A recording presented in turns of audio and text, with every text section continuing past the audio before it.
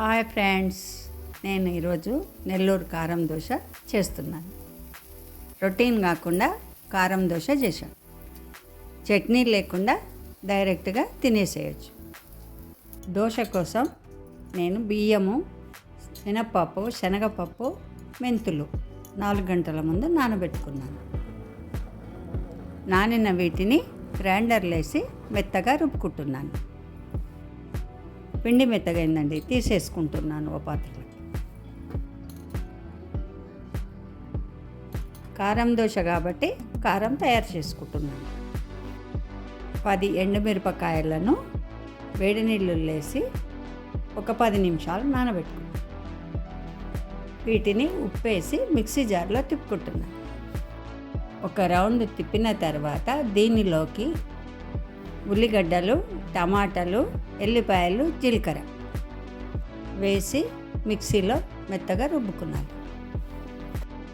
నా వంటలు మీకు నచ్చినట్లయితే లైక్ చేయండి, షేర్ చేయండి, సబ్స్క్రైబ్ చేయండి.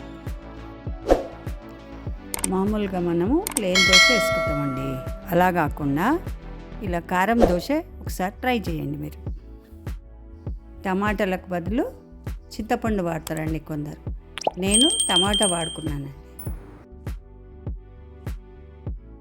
కారంలోకి తాలింపేసి కలుపుకున్నాను. పెన్నం వేడైన తర్వాత మామూలు దోశలాగానే పోసుకున్నాను. నేను ఈ వీడియోకి మీ నుండి లైక్స్ ఎక్కువ కోరుకుంటున్నాను.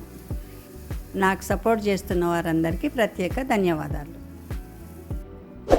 పిండి ఆరిన తర్వాత కారాన్ని మొత్తం దోశకు స్ప్రెడ్ చేయండి. ఈ దోశకు కొంచెం నూనె ఎక్కువ వేస్తే మంచిగా ఉంటుంది.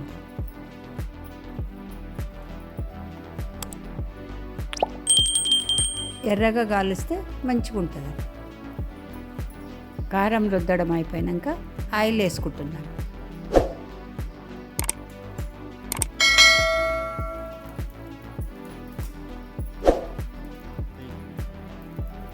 దోశ కాలిన తర్వాత పుట్నాల పొడి చిలకరిస్తున్నాను.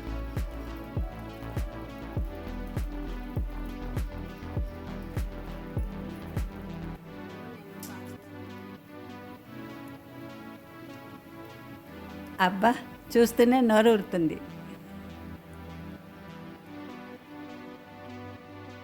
కాలిందండి, ఒకవైపు మరతేస్తుంది. నెల్లూరు కారం దోశ రెడీ. ఇక తినడమే ఆలస్యం. Thank you for watching.